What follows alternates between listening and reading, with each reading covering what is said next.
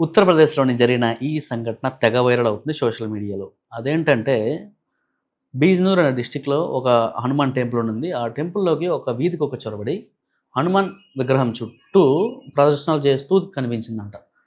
Reports ప్రకారం ఆ కుక్క ఆల్మోస్ట్ 36-42 గంటల పాటు ప్రదక్షిణలు కొడుతూనే ఉందంట.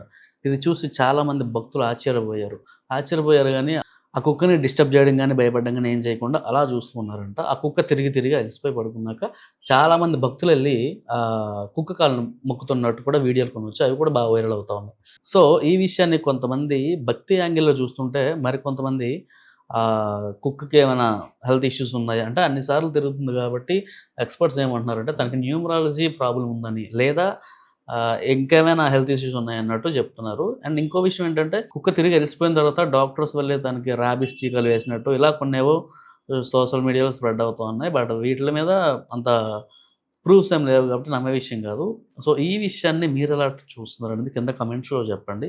మనం దీన్ని భక్తి యాంగిల్‌లో చూద్దామా? లేదంటే ఆ కుక్క దానిక హెల్త్ ఇష్యూస్ ఏమైనా ఉన్నాయని పరిగణిద్దామన్నది. సో, ఇలాంటి మరికొన్ని వీడియోస్ కోసం ప్లీజ్ సబ్స్క్రైబ్ చేయండి. మళ్ళీ కలుద్దాం.